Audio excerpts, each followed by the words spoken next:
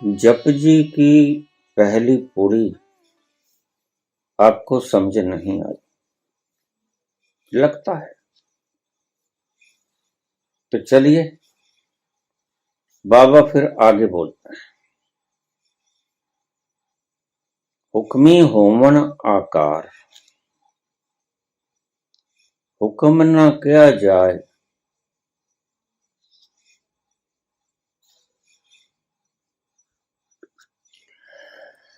इस जगत में। जिसने भी आध्यात्मिक पागलपन किया उसको तुमने दंडित किया। जिसने भी आध्यात्मिक पागलपन किया उसको तुमने दंडित किया, और जिसने आध्यात्मिक समझदारी से बात की उसको तुमने पुरस्कृत किया।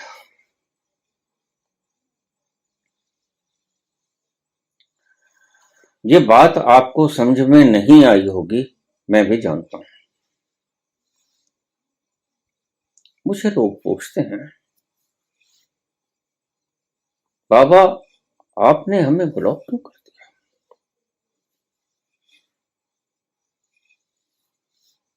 लीजिए मैं बता देता हूं। एक छोटी सी मान्यता जो आपने गढ़ी थी, मैंने उस मान्यता को क्या तोड़ा कि तुम नाराज हो गए। नाराज हो गए और तुमने तरह तरह की गाली गलौज शुरू कर दी, भद्दे भद्दे कमेंट देने शुरू कर दिए।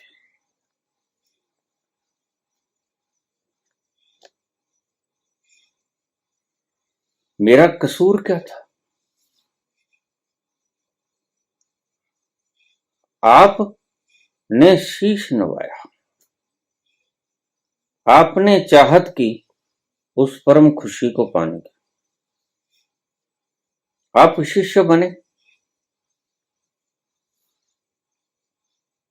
आपने कहा छैनी हथौड़ी उठाइए, मैंने उठा ली। पहली ही चोट पे आप घबरा गए।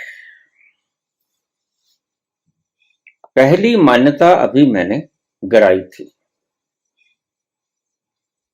पहला हथौड़ा अभी मैंने बरसाया था, थोड़ा सा टुकड़ा गिरा था।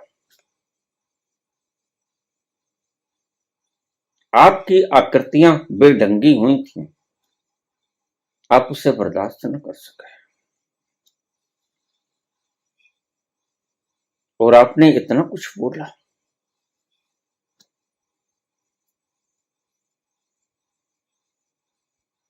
फिर तुम क्या समझते हो?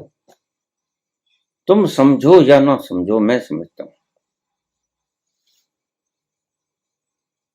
कि अगर थोड़ी सी मान्यता जो इन्हें गलत बना रही वो मैंने तोड़ दी। वो क्या थी मान्यता? बस यही कि ब्रह्मा होते हैं, विष्णु होते हैं, शिव होते हैं, हनुमान होते हैं। ये छोटी सी मान्यता थी, और मैंने एक छोटी सी छैनी हथौड़ी चलाई। आपका वो टुकड़ा गिर पड़ा, आप नाराज हो गए।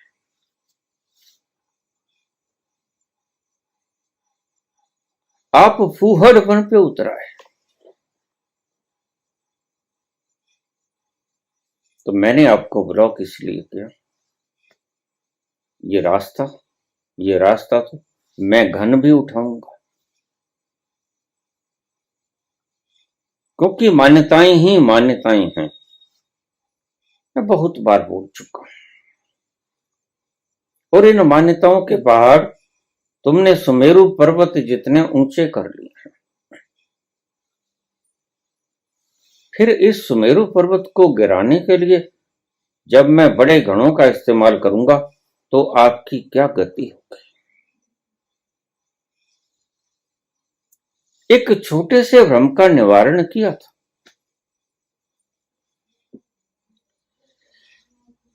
वही आपसे बर्दाश्त नहीं हुआ। फिर जब मैं बड़े भ्रमों का निवारण करूंगा तो आप तो पागल हो जाओगे।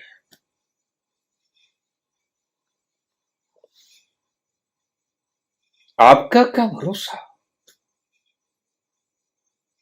क्योंकि मैं बखूबी जानता हूं कि जिसने आध्यात्मिक पागलपन किया उसको तुमने दंडित किया।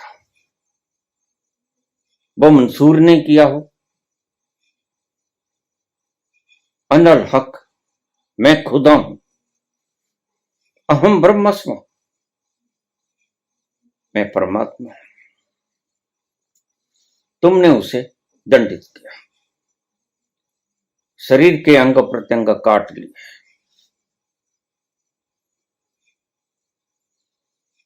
मैं जानता हूं।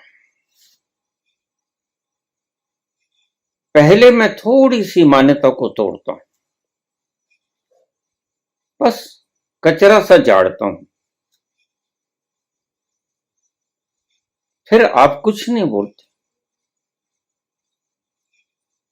फिर मैं छोटी सी छेनी हथौड़ी सुनार की चोट मारता हूं तो आप कुछ नहीं बोलते। फिर थोड़ी सी बड़ी चोट करता हूं, वो भी आप किसी तरह बर्दाश्त कर लेते हो। फिर मैं बड़ा घान उठाता हूं, वो आप बर्दाश्त नहीं कर पाते। आखिर बर्दाश्त की भी तो कोई सीमा होती है। बस आप कहां जाकर अपना आपा खो देते हैं, वहां मैं आपको पकड़ लेता हूं। अगर तुम चुपचाप खड़े रहते और मैं अपनी छेनी हथौड़ी से तुम्हारे नए नक्श उबारता रहता तो ठीक था। फिर आप सच मेरी शरण में आए, फिर आप सच में शिष्य बने, फिर आप सच में मेरी बात को सुना, आप सच्चे श्रावक बने। लेकिन अगर मैंने थोड़ी सी बात बोल दी और आपने उसके प्रतिक्रम में ऐसे वक्तव्य दे दिए, वो चाहे वीडियो के ऊपर कमेंट हो या व्हाट्सएप के ऊपर हो, या फिर मुझे फोन खड़का दिया, अरे बाबा ये क्या बेवकूफी है। मैं कहता हूं अगर समझदारी सीखनी है तो फिर कतार लगी है समझदारों की। अध्यात्म तो पागलपन का दूसरा नाम है। लेकिन कुछ आध्यात्मिक लोग समझदार पैदा हो गए जो तुम्हें बाहर से दिखाएंगे, देखो हम तो IAS की कुर्सी को लात मार के आए और आपकी बुद्धि बड़ी प्रभावित हो जाती। और ध्यान रखना, जिससे आपकी बुद्धि प्रभावित हुई आप उसके पीछे हो लेते हो। कबीर को सुनने वाले कितने लोग हैं, बुद्ध को सुनने वाले, महावीर को सुनने वाले कितने लोग।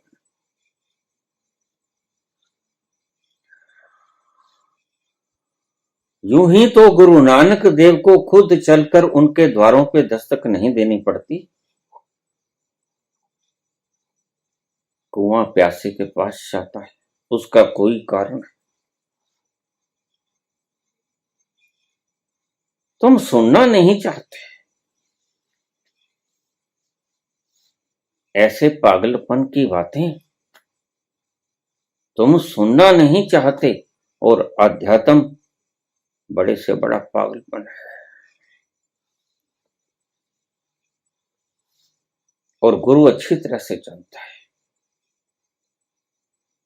बुद्ध भी चलकर गांव गांव जाते हैं, उसको पता है कि ये लोग नहीं आएंगे। महावीर भी अच्छी तरह से जानते हैं। और कबीर के पास जितनी संख्या आती है वो बहुत ही कम होती है। भले ही आज कबीर के शब्दों के ऊपर डॉक्टरेट मिल रही हो, भला ही रिसर्चेज हो रही हो, लेकिन आज उसके जाने के बाद श्राद्ध तो तुम बड़े मजे से कर देते हो, उसमें क्या मुसीबत है? मुसीबत तो है कि वह व्यक्ति जीवंत हो और तुम उसे पाम की जूतियां लाके दे दो। ले बापू, तेरे पाम नंगे हैं, तुम उसे वस्त्र लाके दे दो। तुम उसे गर्म रुमाल लाके दे दो, कंबल लाके दे दो, तुम्हें सर्दी लगती होगी। जीवंत व्यक्ति को तुम खाना खिलाते हैं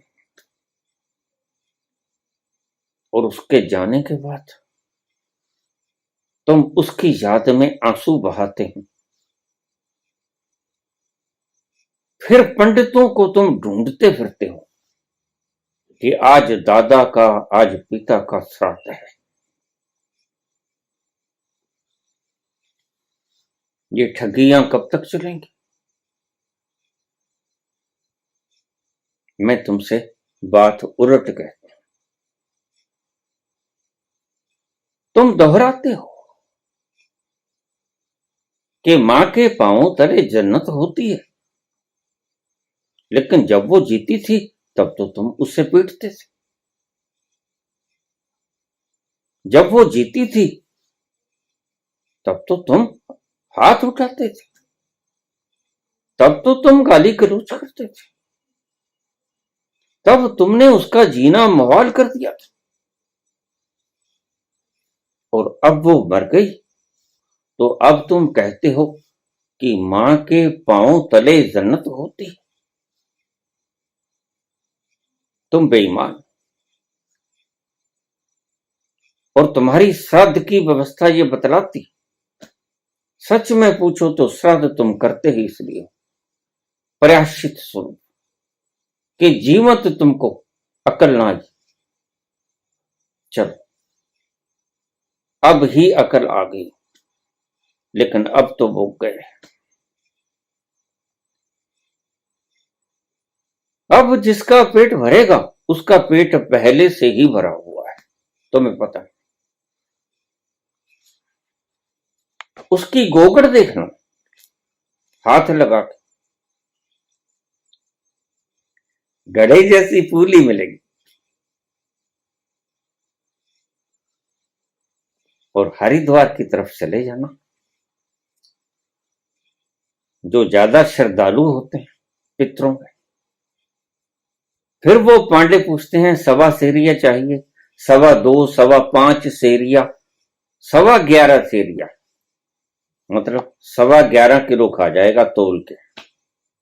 अब ये भी कोई बहादुर हो? वो जिसकी एवज में, याद में तुम श्राद्ध कर रहे हो, जब जीता था तुमने उसको बुरकी बुरकी के लिए तरसा दिया, और आज तुम पंडितों को 11.25 सेरिया और जी भर के दक्षिणा देते हो। ये क्या है? पाखंड नहीं तो और क्या है? आज जो तुम प्रायश्चित करने पे तुले हुए हो, अगर जीते जी तुमने थोड़ी भी सेवा की होती तो आज तुम्हें प्रायश्चित करने की नौबत न आती। मैं इसे श्राद्ध नहीं कहता, मैं इसे प्रायश्चित कहता हूं। जीते जी सेवा ना कर सके, अपने कामों में उलझे रहे, तो फिर अब प्रायश्चित ही करना पड़ेगा, और तो कुछ बचा ही नहीं, राख रह गई तुम्हारे हाथ में, वो भी गंगा में बहा दी, तुम्हारे हाथ खाली।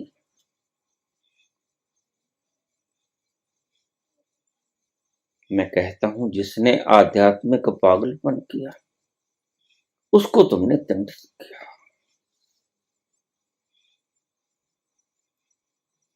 और जिसने आध्यात्मिक समझदारी दिखाई उसके पास तो तर्क बड़े शानदार थे।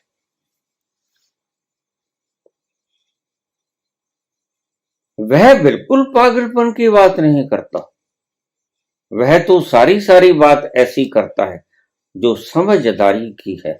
और तुम भी देखते हो, आहा, कितनी बड़ी कुर्सी पे बैठा था, इसने काहे इस्तीफा दे दिया। बस यही बातें तुम्हें गुमराह कर देती हैं। कबीर के सुनने वाले इतने कम इसीलिए ही होते हैं, और द्वार दरवाजों पर नानक को दस्तक तो देनी पड़ती है कि उनको कोई सुनने नहीं चाहता। कौन मरे, कौन तोड़वाए अपनी मान्यताओं को, बड़ा मुश्किल काम है। शिष्य बनना, श्रावक बनना जितना मुश्किल है, उतना कुछ और मुश्किल नहीं। तो बाबा ने कहा तुम सिख बनो। मुश्किल से मुश्किल बात आपको बता दी, अगर शिष्य बन जाओगे तो सब कुछ पा जाओगे, फिर बाकी गुरु कर लेगा।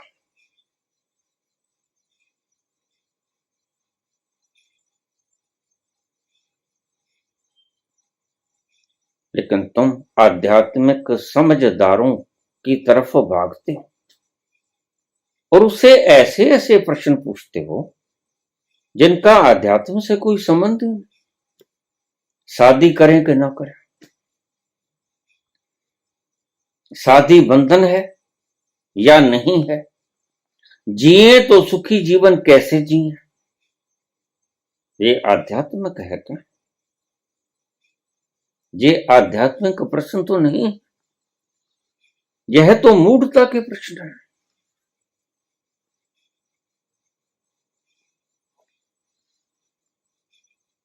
फिर तुम्हें पता है कि अगर नानक के पास जाओगे तो वह तोड़ेगा, उसके हाथ में तो कापा है, छैनी हथौड़ी है, बड़े घन भी हैं, सारे अस्त्र शस्त्र उसके पास हैं। वह भागने नहीं देगा, और भागोगे तो उसके पास अस्त्र भी हैं, फेंक भी देगा, और शस्त्र भी हैं, सब है उसके पास। ये बड़े समझदार लोग हैं, और तुम इनकी समझदारी में फंसते ही चले जाते हो। तुम्हें पता नहीं चलता कि कब इनकी समझदारी ने तुम्हें लूट लिया। जो वक्त अपने आपे तक पहुंचाने में काम आ सकता था, वो इनके शब्दों के पागलपन में व्यर्थ होके रह गया। ये स्वयं उलझे हुए खिलाड़ी।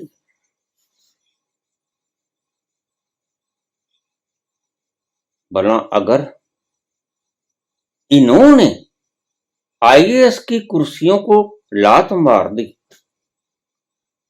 तो फिर उसके बाद छोड़ते तो बुद्ध भी हैं, कपिल वस्तु, छोड़ते तो महावीर भी हैं, और राजा हैं, और पता है कि वारिस है, सब अपना है। यशोधरा जैसी सुंदर पत्नी, लेकिन उसके लिए बंधन नहीं। राहुल जैसा सुंदर पुत्र है, लेकिन उसके लिए बंधन नहीं है, उसके भीतर तो आग कुछ और है। वह भी छोड़ते हैं, लेकिन वह छोड़ने की पट्टिका नहीं लगाते। भूतपूर्व सम्राट कपिल वस्तु नहीं लिखते। बस यही फर्क है छोड़ने और छोड़ने में। कुछ बड़ा पाने के लिए छोड़ा बुद्ध ने कपिल वस्तु, और कुछ बड़ा नजर आया इस कुर्सी से तो छोड़ दिया इन आचार्यों ने। लेकिन आप दोनों को मिला लोगे नहीं, बात बनती नहीं। मैं झूठ कहां कुछ बचता है, सच आख्या भांबड़ मचता है। बस तुम इन बातों से निराश हो जाते हो। अरे बाबा, तुम तो निंदा ही करते रहते हो। ये निंदा तुम्हारे लिए कवच का काम करेगी। अगर कोई आदमी अंधा है और सीधा स्ट्रेट लाइन पे जा रहा है और आंखों वाला उसे कहेगा देखिए भाई आगे कुआं है बच के जरा, या तो ठहर जा मैं आ जाता हूं, तुम्हें साइड से गुजार देता हूं, लेकिन जिस दिशा में तुम जा रहे हो उस दिशा में तो आगे कुआं आएगा, तुम गिर जाओगे।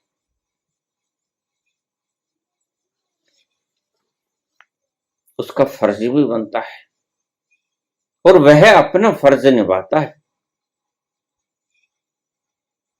यह उसका कर्तव्य भी है, आंखों वालों का कर्तव्य होता है।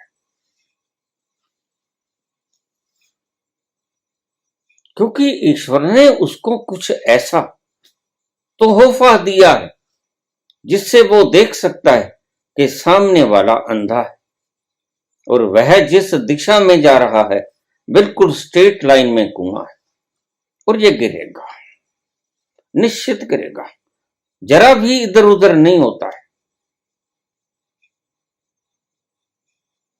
छोड़ा तो बुद्ध ने भी, लेकिन छोड़कर उन्होंने पट्टिका नहीं लगाई।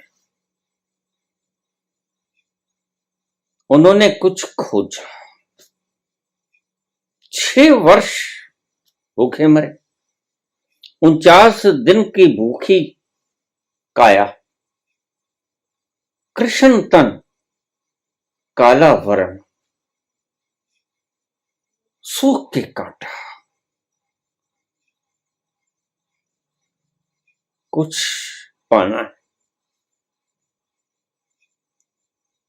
राजमहलों का सुख छोड़ के आए, लेकिन ये लोग बीच की बुद्ध का किया हुआ वह प्रयास, वो तप,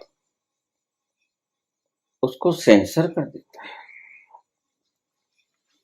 मुझसे लोग कह देते हैं बाबा उसने ये छोड़ दिया और प्रचार करने लग गया। मैंने कहा तो प्रचार में ज्यादा अवसर मिलते होंगे। अगर छोड़ दिया तो उससे अगला कदम तो भाई तप था। एकांत चले गए होते, घर में ही बैठ गए होते, किसी गुरु से पूछ लिया होता और अपने भीतर उतरे होते। और इतना आसान तो है नहीं कि भीतर उतरते ही दूसरे दिन ही तुम बाहर आ गए। यह तो चमत्कार हुआ।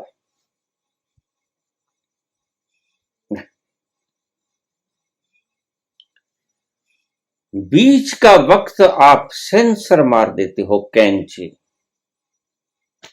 बुद्ध ने घर छोड़ा, बिल्कुल ठीक, तुमने कुर्सी छोड़ी, बिल्कुल ठीक, लेकिन उसके बाद बुद्ध ने तप किया। महावीर ने कुर्सी छोड़ी, बिल्कुल ठीक, और महावीर ने कैवल्य की प्राप्ति की, ये कोई नहीं कहता। 12 वर्ष से ज्यादा का वक्त लग गया। वो कहां गया? उसको तुमने सेंसर कर दिया, वो काट दिया तुमने।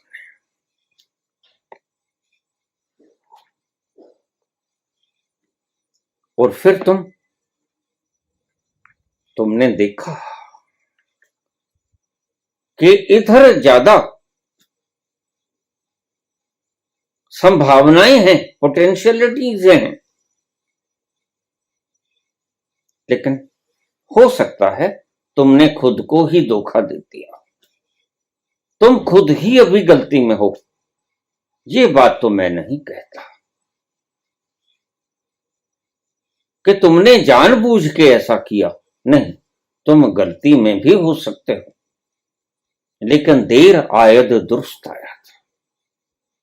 इतना कुछ बोलने के बाद भी अगर तुम्हें समझ आ जाए कि रास्ता गलत था, फिर वहां से तो मुड़ आना चाहिए। ये जो बीच का वक्त बुद्ध का 6 साल का और 12 साल का महावीर का, इसको कहां फेंकोगे? कहां फेंकोगे उस 13 का बाबा नानक का कहना, मोदी खाने में और तोल देना सारा मोदी खाना, और उसके बाद के 17.5 वर्ष नदी के किनारे, वो अंधेरी रात, वो संबोधि के क्षणों में लीन हो जाना, वो 17.5 वर्ष तुमने सेंसर कर दिया। वो क्या हुआ? ऐसे ही कोई नहीं पहुंचता। देखिए, संसारिक मर्ज अगर ठीक करने हो तो ये शुभ है। पेट दर्द करता है, कोई तकलीफ है शरीर के अंग प्रत्यंग में, तो बुद्ध से ज्यादा काम करेंगे डॉक्टर्स। वो वैद्य हों, वो हकीम हों, आयुर्वेदिक यूनानी हों, होम्योपैथिक हों या एलोपैथिक हों, कुछ भी हों, इलाज तो वो करेंगे।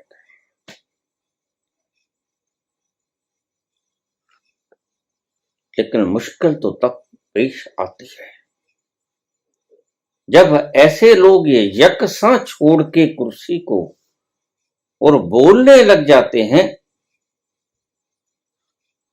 अष्टावक्र महागीता पर, बोलने लग जाते हैं वेदांत बादरायण के ऊपर, बोलने लग जाते हैं कृष्ण के ऊपर। हद हो गई। वो तत्व तुमने देखा किस घड़ी? कौन से वो फुर्सत के लम्हे थे जिन फुर्सत के लम्हों में तुमने उस ईश्वर को अपने भीतर घुसने दे दिया?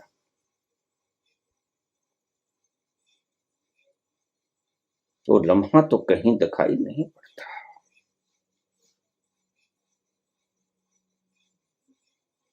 तो अगर कोई आंखों वाला कह देता है तुमने भ्रम पाला, कोई भी पाला,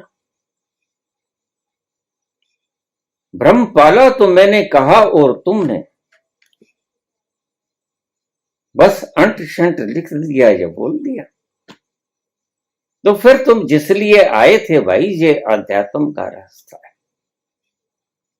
यहां तो पागलपन की बातें होंगी। अगर सुनने को तैयार हो और बनने को तैयार हो तो आ जाओ हमारी बाहों में, हम आस लगाए बैठे। बाबा तो चलकर द्वार द्वार चले जाते हैं मक्का मदीना तक, और बुद्ध तो विदेशों में चले जाते हैं। क्या मिल गया है इन्हें? कुछ मिला है जो कपिल वस्तु के सम्राट साम्राज्य में नहीं था, जो नहीं था स्त्री पुत्र में, जो नहीं था जनता कि हुक्मरानी में उसको छोड़कर आ जाते हैं। और ये तथाकथित आध्यात्मिक लोग आध्यात्मिकता की पट्टिका लिखकर इनके आगे ही पड़ी होती है, गौर से देख लेना। भूतपूर्व प्रशासनिक,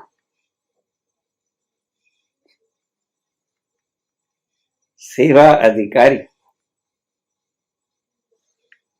अरे भाई, जब तुमने छोड़ ही दिया तो भूतपूर्व कहां से रह गया? क्यों भूत बन रहे हो? जब छोड़ ही दिया, बस ठीक है, लात लगी नहीं, अभी तुम्हें याद आती है।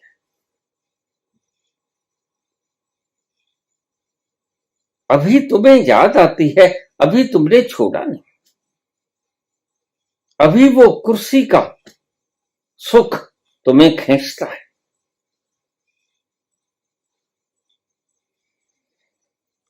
आंसू भरी है ये जीवन की राहें, कोई उनसे कह दे हमें भूल जाएं। आंसू भरी है, तुम भूल नहीं पाते। लात लगी नहीं, अन्यथा ये पटका नहीं होती। और समझने वाले क़यामत की नजर रखते हैं, उनसे कैसे छुपाओगे? उनकी नजर क़यामत की होती है, क्योंकि वो क़यामत से पार चले गए होते हैं।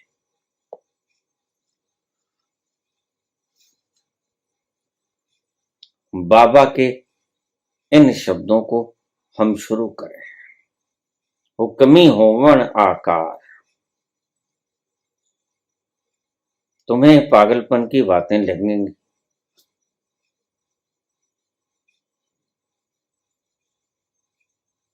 हुक्म न किया जाए, हुक्मी होवन जी, हुक्म मिले बड़ाई, हुक्मी उत्तम नीच। क्या कहते हैं बाबा?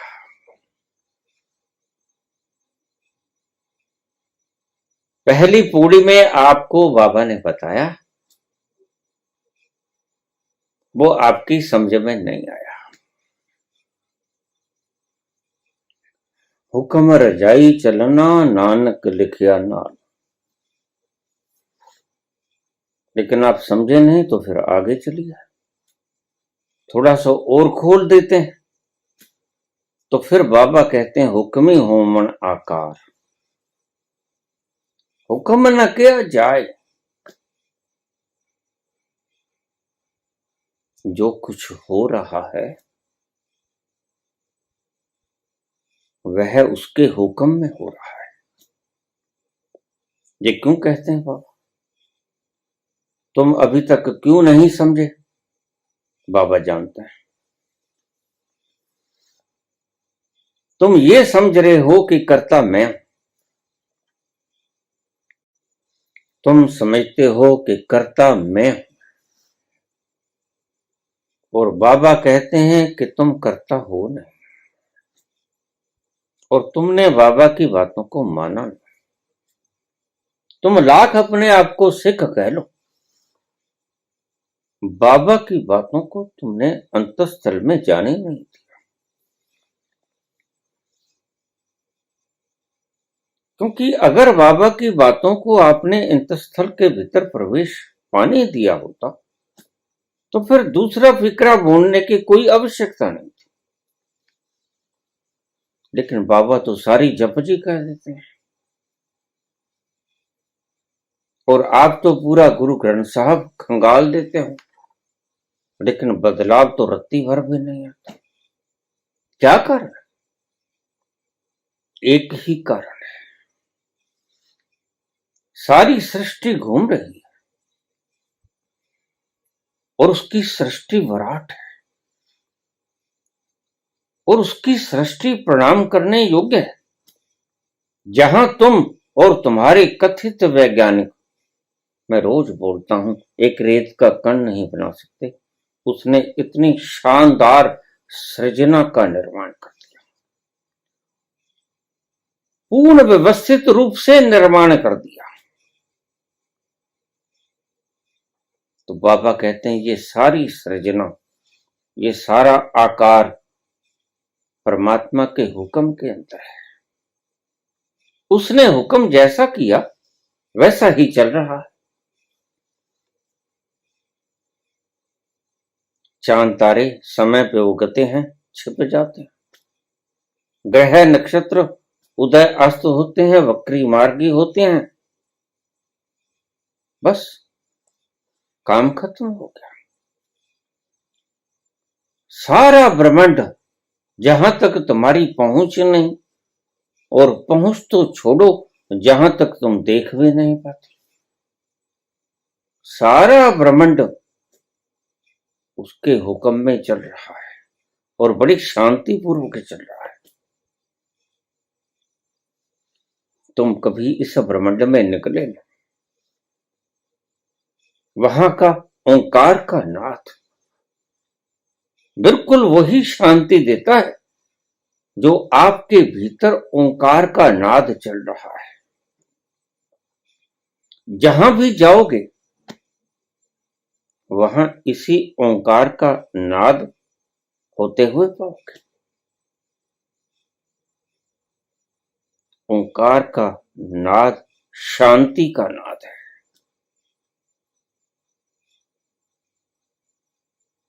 अनस्ट्रक्चर्ड साउंड, वह जिसको कोई बजाता नहीं, यह स्वभाव है अस्तित्व का और यह सब जगह हो रहा है।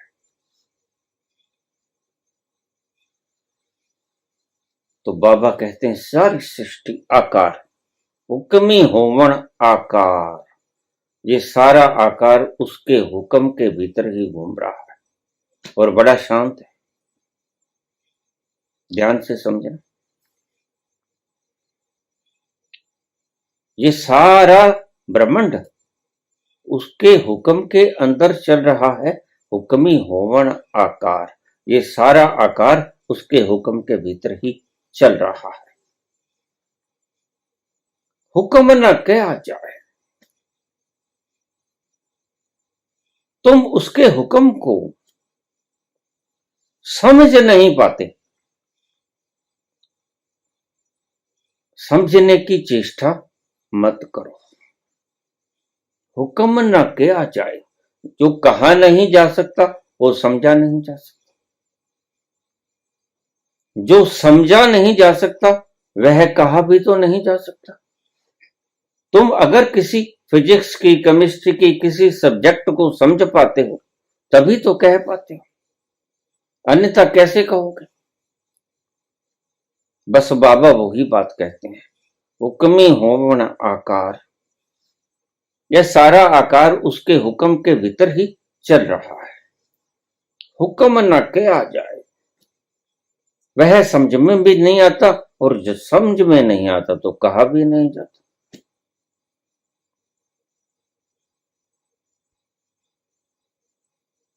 बस यहां बाबा तुम्हें जीवन का एक सत्य बता देते हैं कि सारी सृजना परमात्मा के हुक्म में सुव्यवस्थित ढंग से चल रही है और सुखी है। अकेला मनुष्य ही दुखी क्यों है? नानक दुखिया सब संसार। ये तुम संसार में रहने वाले प्राणी ही दुखी क्यों? सारी सृजना बड़ी मौन, बड़ी शांत है। लहराते हुए पत्तों को देखो, गाती हुई कोयल की मधुर कंठ की ध्वनि देखो, कुहू कुहू बोले कोयलिया,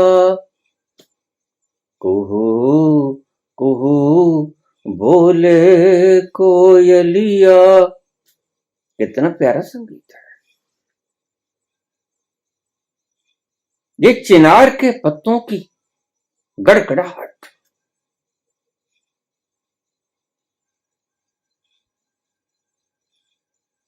ये मदमस्त करती हुई हवाएं, ये फिजाएं सब शांत हैं। सभी शांति का पैगाम लेकर हर वक्त आ रही हैं और जा रही हैं। नाचते हुए मोर को देखा,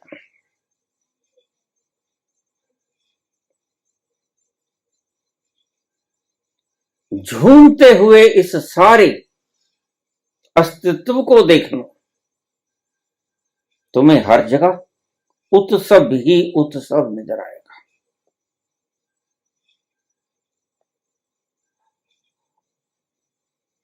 तुम निधि वन में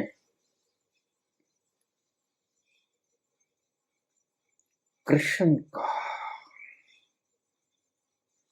महारास खोज रहे हो, वह नहीं मिलेगा। तुमने हर चीज के डुप्लीकेट बना दिए, फूल भी नकली प्लास्टिक के बना दिए, हर चीज तुमने कागजी पैदा कर ली। वस्तुतः तो तुम ही नकली होके रह गए। तो बाबा कहते हैं इस सारी सृष्टि को मौन चलते हुए देखो। पेड़ कितने संतुष्ट हैं अपने आप में, ये पशु पंछी कितने तृप्त हैं, ये हवा में उड़ते हुए पक्षी किलकारियां मारते हैं। तुमने कभी इनकी तरफ देखा? मधुर कंठ से गाती हुई कोयल को कभी देखा? कल कल करती हुई इस नदिया के बहाव को तुमने कभी देखा? गौर से इसकी आवाज को सुनो, इसमें बड़ा लयबद्ध संगीत मिलेगा मौन का, जैसे ओंकार की ध्वनि में मिलता है। तुम्हारी बांगें खिल जाएंगी। ऊंचे खड़े हुए पर्वतों को देखना, कितने शांत हैं। गिरती हुई बर्फ को देखना, कितने प्यारे लगते हैं। सारी सृष्टि शांत है। बाबा कहते हैं सिर्फ इंसान अशांत है। सिर्फ इंसान अशांत है, और अशांत है वो तुम देख रहे हो।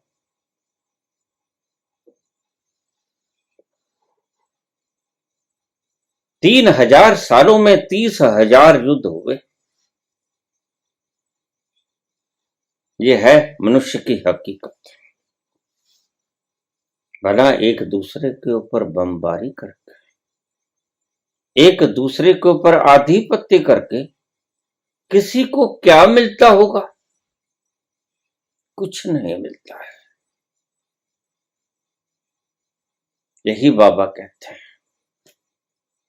सारी सृष्टि उसके हुक्म में घूम रही है। एक इंसान है, सारी सृष्टि सुखी है, शांत है, आनंदित है, उत्सव को मना रही है, परम उत्सव का लुत्फ ले रही है। फिर अकेला आदमी अशांत क्यों है? आदमी अशांत है कि आदमी कहता है मैं करता हूं, वह नहीं करता। और तुम्हारे आचार्य भी तुम्हें यही सिखाते हैं। संसार में सिखाएं तो शुभ, संसार तो करने से ही मिलेगा, संसार तो परिश्रम से ही मिलेगा, लेकिन बात बेहुदा तब लगने लगती है जब ये कहते हैं परमात्मा भी कुछ करने से मिल जाएगा। वह वृहद, वह विराट, उसका विशाल फैलाव तुम्हारी बुद्धि की समझ से परे, वह करने से नहीं मिलेगा। मुश्किलात तब पैदा होती है जब हम अध्यात्म में भी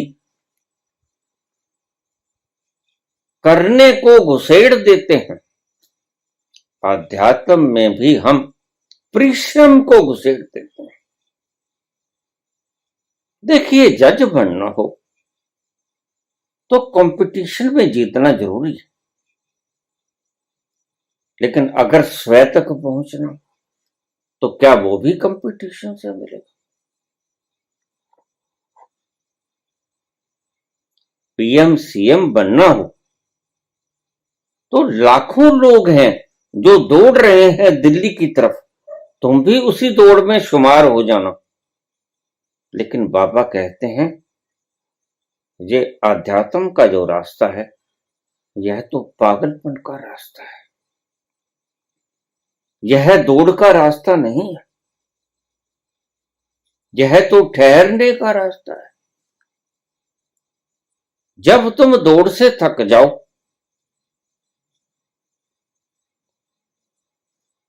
वेल जद भी मिले फर्जातों,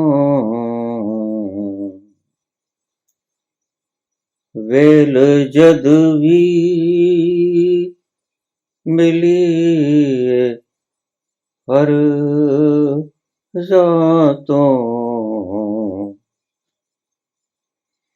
तेरे मुख दे किताब ले बैठा, तेरे मुख दी किताब ले बैठा। लेकिन अगर तुमने उस परमात्मा के भीतर जाना है तो फिर ठहरना सीखना होगा।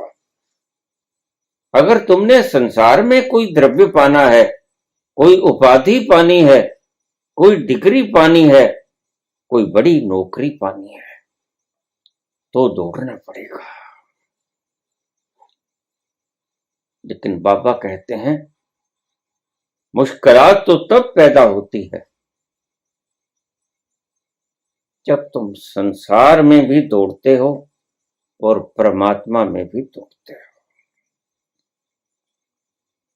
यही गलती खा जाते हो, फिर दौड़ना तुम्हारा स्वभाव हो जाता है।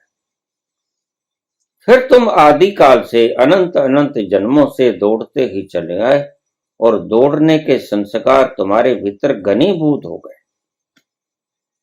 फिर परमात्मा तक पहुंचने के लिए भी तुम कहते हो तीसरे नेत्र के ऊपर केंद्रित हो जाओ, कुंडलिनी के ऊपर ध्यान लगाओ, इस सहस्रार के ऊपर जम जाओ। पापा कहते हैं ये अगर उस परम प्यारे की खुशबू लेनी,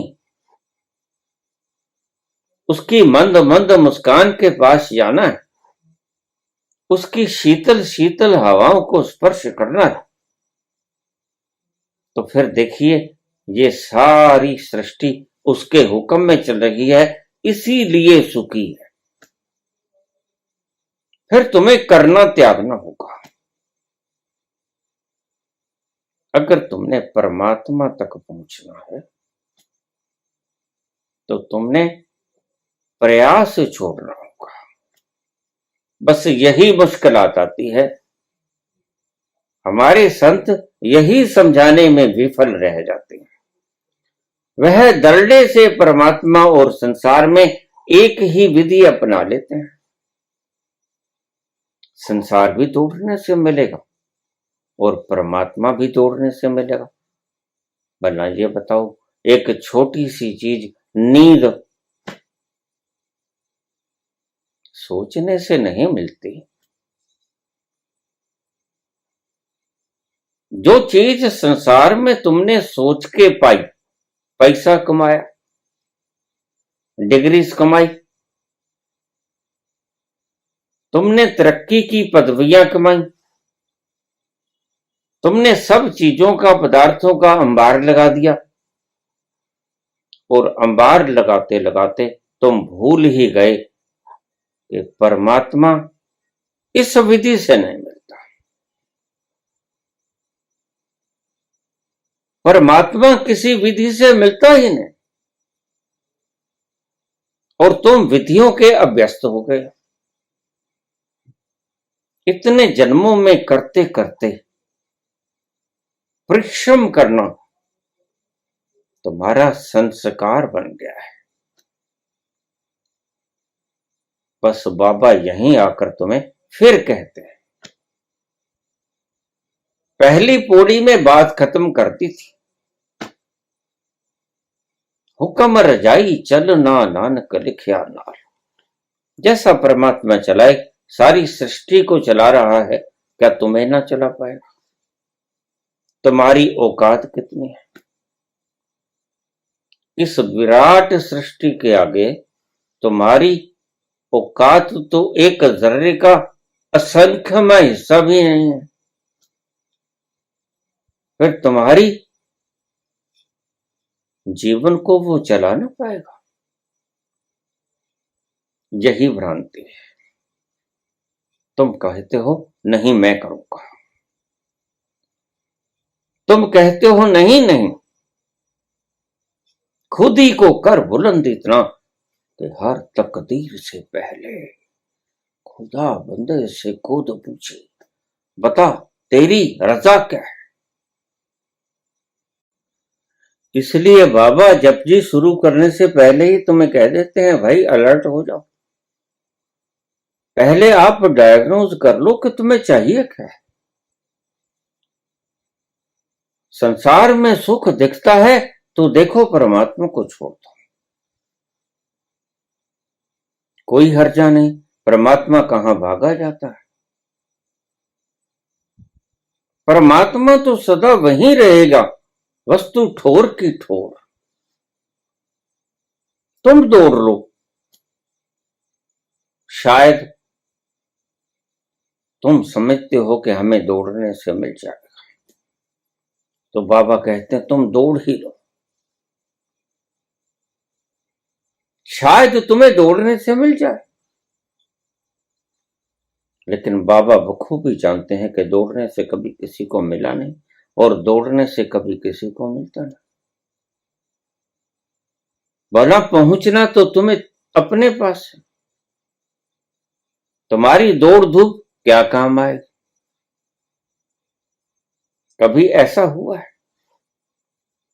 कि जहां तुम्हें अपने ही पास पहुंचना हो वहां भी दौड़ लगानी पड़े?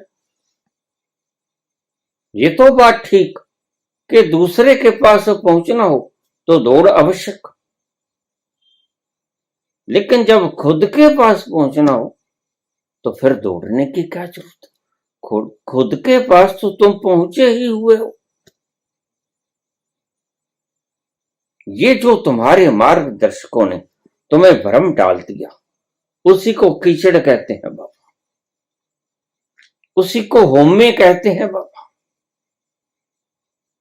तो कहते हैं सारी सृष्टि हुक्मी होवन आकार, हुक्म न किया जाए।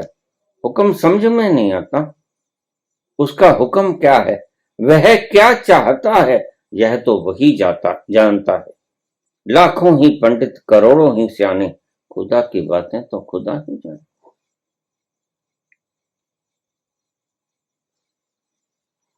हुक्मी होवन आकार, हुक्म न किया जाए। ये सारा आकार, सारी सृजना उसके हुक्म में बड़ी शांति पूर्वक गतिशील है, मजे में है, जरा भी कोई व्यवधान नहीं। ये पेड़, ये पौधे, ये खेत, ये खलिहान, ये चारों तरफ के पशु पंछी, देखो कोई दुखी है? इनकी किलकारियां तुमने सुनी नहीं? यह बहती हुई ठंडी हवा, ये आपस में गुफ्तगू करते हुए जानवर और पशु पंछी, ये तुमने देखे नहीं? यह महकती हुई हवा कैसे तुमसे छूकर टकरा के चली जाती है और जरा भी नहीं बोलती, ये तुमने देखा नहीं? कितनी शांत है, कितनी मौन है।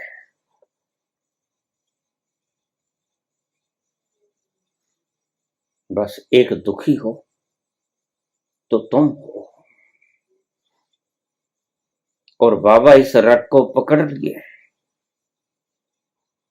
बाबा खंगाल लिए हैं, इसलिए बाबा बोलते हैं कि मूर्ख मत बने, मूर्ख मत बन। ये सब उसके हुक्म में होता है। हुक्मी होवन आकार, तुम्हारा जीवन भी उसके हुक्म में चल रहा है। परंतु अगर तुम नहीं मानते तो मत मानो, फिर देखो, फिर तुम्हें दुखी भी होना पड़ेगा। और फिर बाबा कहते हैं कि तुम कुछ भी कर लो, तुम कुछ भी बन जाओ। ये पीएम सीएम क्यों कटोरा उठा के फिर कहते हैं कि इस बार फिर और मुझे 5 साल का मौका दे दो, अब की बार फिर मेरी सरकार। क्या हो गया? तुम गहरे में जाते नहीं, तृप्ति हुई नहीं, ये कहना चाहते हैं।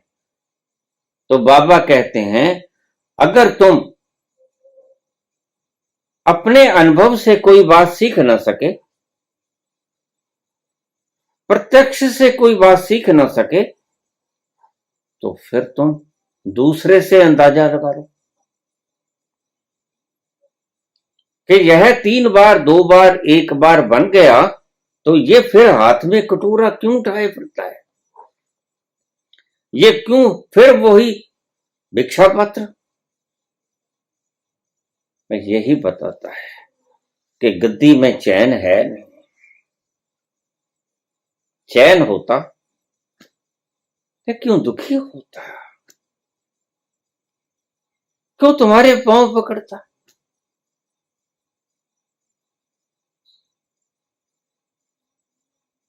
क्यों ये राजनीतियों के शिकंजे कसता? क्यों ये मोहरें फैलाता? क्यों ये नए नए दाव चलता? क्यों ये बेईमानियों पे उतर जाता? क्यों ये चाल चपट करता?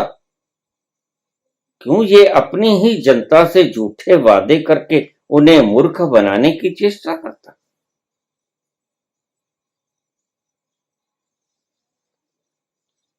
इसे चैन मिला नहीं। तुम छोटी पदवी पे होते हो तो भी चैन नहीं मिलता। फिर तुम्हें ऐसा लगता है नहीं नहीं इससे बड़ी पदवी मिल जाएगी तो फिर चैन मिलेगा, तो बड़ी पदवी भी मिल जाती, फिर भी चैन नहीं मिलता, हताशा बढ़ती जाती। तो फिर तुम कहते हो नहीं नहीं ऐसा नहीं, पीएम नहीं, मैं तो भगवान बन जाऊं, मैं तो विष्णु का अवतार बन जाऊं, फिर चैन मिल जाएगा। लेकिन माफ करना, विष्णु तो बेचारा खुद ही नहीं,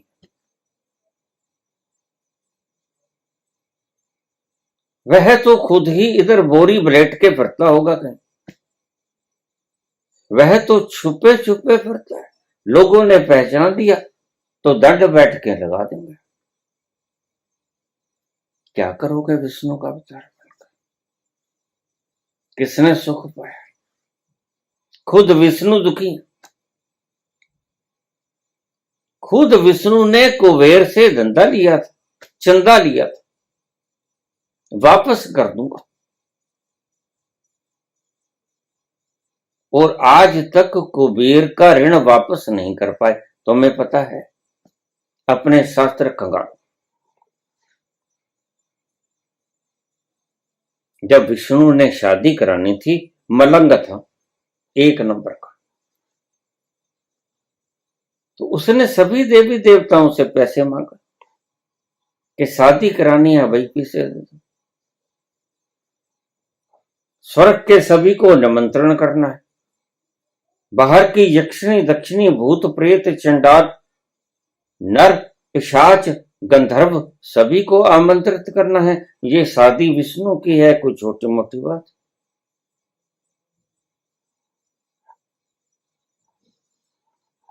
ब्रह्मा के पास गए, उसने सिर हिला दी, मूड नहीं है मेरे पास। सरस्वती से पूछा, वो कहने लगी मेरे पास धन कहां है, मेरे पास तो धन है, मेरे पास तो विद्या है। शंकर के पास गए, शंकर कहने लगा मूर्ख हुए हो क्या, मैंने तो खुद ही बागंबर लपेटा है और ठंडी लगती है तो रोम ढक लिए हैं भस्म से कि सर्दी भीतर प्रवेश ना कर जाए। ये देखते नहीं मलंग हूं मैं तो आप, मेरे पास तो नहीं। तो विष्णु कहने लगे अब कहां जाऊं। तो देवताओं ने सुझाव दिया कि ऐसा करो, जो देवताओं का कोषाध्यक्ष है कुबेर, उससे मांग लो साझा साझा फंड, फंड समझे, वो उसके पास पड़ा होता है, वो तुम्हें दे देगा। लेकिन देखो वक्त पर वापस कर देना। जच्ची बात गए। कुबेर कहने लगा भाई देखो विष्णु जी, कर्ज तो मैं दे दूंगा, लेकिन ये मेरा नहीं है, ये तो देवताओं का इकट्ठा कोष है, रिलीफ फंड है कि कहीं कोई आपदा पड़ जाए। भाई वापस कर देना, और सूद लगेगा भाई, देखो हाँ सूद लगेगा और मोटा सूद लगेगा। अब क्या करें, बेचारे ने शादी करनी। तुम अपने शास्त्रों को पढ़ के आया करो, मुझे बाद में सुना करो।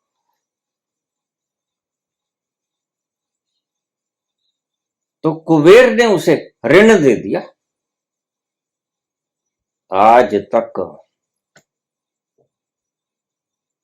वह ऋण वापस नहीं कर सका।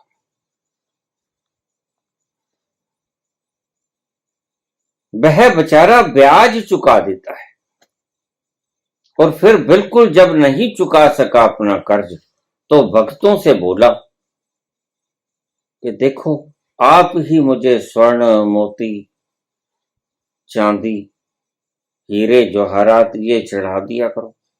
भाई मैं तो कुबेर का ऋणी हूं, मैंने कुबेर का ऋण उतारना है। तो भगत लोग जगन्नाथ का ऋण चुकाते हैं। ऐसा कब हुआ है? तुम्हारे भगवान भी ऋणी हैं यहां, तुम तो दुखी हो ही। तो बाबा कहते हैं तुम तो दुखी हो ही, तुम्हारे तो भगवान भी दुखी है। उससे बेचारे से तुम कह देते हो बाबा कर्ज नहीं उतरता, कोई टोटका बता दो, कोई जादू मंत्र फेर दो, कोई फूक झाड़ कर दो। अरे भाई यहां तुम्हारे देवता भी बेचारे, हाँ मैंने फूक झाड़ करके बहुत देख ली, विष्णु का कर्ज उतरने में नहीं आता, और फिर आ जाते हैं मेरे पास, बाबा तुम्हारी जिम्मेदारी थी। अब मैं क्या करूं? बाबा कहते हैं हुक्म ही होवन आकार, ये सारी सृष्टि उसके हुक्म में घूम रही। ये चांद तारे ग्रह नक्षत्र, ये पेड़ पौधे सब और सुखी।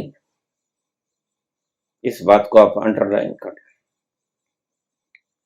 जो भी उसके हुक्म में रहेगा, क्योंकि बाबा ने पहला सूत्र ही बताया, कि उसकी रजा में रह जाओ। हुक्म रजाई चलना नानक लिखिया नार। तो फिर वो समझाते हैं कि देखिए सारी सृष्टि उसके हुक्म में है और सुखी है। कोई पेड़ पौधा दुखी, ये हवाएं भी दुखी नहीं, ये फिजाएं भी दुखी नहीं है, ये गुलशन भी महकाइत हैं। एक तुम ही हो जिनके थोबड़े के ऊपर 12:04 हो गए। यह मानव इतना दुखी क्यों है? तुम्हारे तो देवता भी दुखी, क्योंकि वो तुम्हारी बनावट है। और तुम्हारी बनावट जो भी कुछ होगी, ध्यान रखना शब्द बड़े गहरे हैं, तुम्हारे भीतर कहीं पार हो जाएं तो तुम इसी क्षण पहुंच सकते हो। तुम्हारी कृति दुखी ही रहेगी, परमात्मा की कृति कभी दुखी नहीं। तुम दुखी हो क्योंकि तुमने मान लिया है कि मेरे करने से ही होगा। खुदी को कर बुलंद इतना कि हर तकदीर से पहले खुदा बंदे से खुद पूछे बता तेरी रजा क्या है। इतनी गहरी मूढ़ता मानव के भीतर है। परमात्मा को भी वह जीत लेना चाहता है। He wants to win the God। परमात्मा उससे पूछे बता तेरी रजा क्या है, और तुम तालियां बजाते हो, तुम कहते हो वाह मजा आ गया। मजा क्या आ गया? यह तो सजा मिल गई। तुम्हें मूर्ख बना दिया गया, तुम्हें उल्लू बना दिया गया। अगर वो ठहराव चाहिए, वो आनंद चाहिए, वो मस्ती खुमारी चाहिए, वो सुख का स्वाद चाहिए, तो बाबा कहते हैं देखो उसकी रजा में हो जाओ। और जो उसकी रजा में हुआ वह सुखी हो गया। ये देखो सारी सृष्टि उसकी रजा में और सुखी, गीत गा रही है, ओंकार का नाद हर वक्त चल रहा है।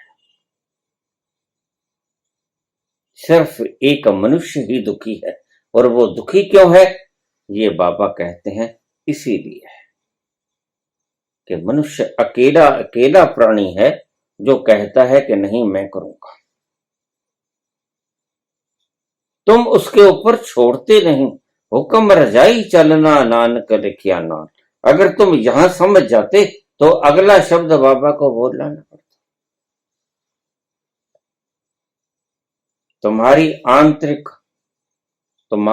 आंतरिक जरूरत है खुशी, तुम्हारी आंतरिक जरूरत है आनंद, और आनंद मिलेगा ठहराव से, आनंद मिलेगा समर्पण से, आनंद मिलेगा उसकी रजा में चलने से।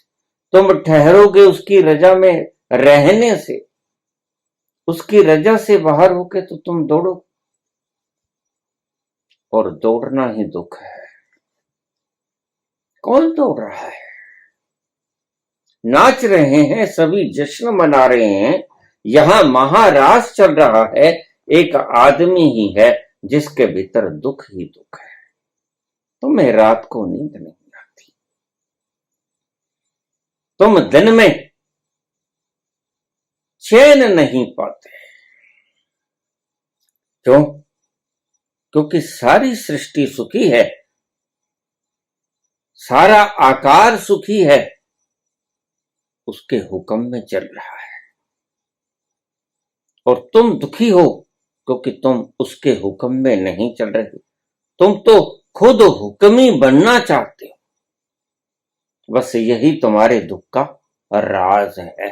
बाबा खोलते हैं, हुक्म मानना सीखो, हुक्म करना मत सीखो। और अगर तुमने हुक्म मानना सीख लिया, और हुक्म भी फ्रॉम दी एंटायर, अपने भीतरी एग्जिस्टेंस से तुमने मान लिया,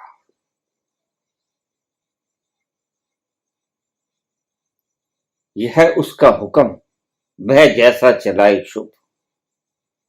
जिस घड़ी भी तुमने इसे मान लिया पूरे प्राणों से, जितना मान लिया उतना चैन पा जाओगे।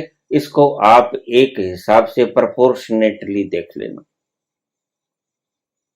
अगर थोड़ा सा छोड़ा उसके ऊपर तो थोड़े सुखी हो जाओगे, अगर आधा उसके ऊपर छोड़ा तो आधे सुखी हो जाओगे, आधे दुखी हो जाओगे।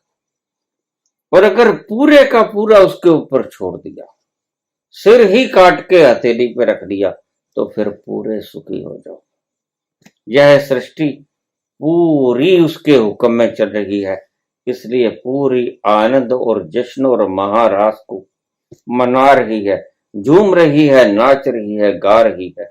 यहाँ हर वक्त महा उत्सव चलता है, यहाँ जरा भी दुख नहीं। तुम भी ऐसा ही हो जाओ। जब सारी सृष्टि चलती है और सुखी है, इस इतनी सृष्टि को चलाने वाला जरा भी तकलीफ नहीं होने देता, तो तुम काहे दुख झेल रहे हो? बाबा कहते हैं तुम भी उसकी रजा में हो जाओ, तुम्हारे भीतर का अंतस्थल तृप्त हो जाएगा। धन्यवाद।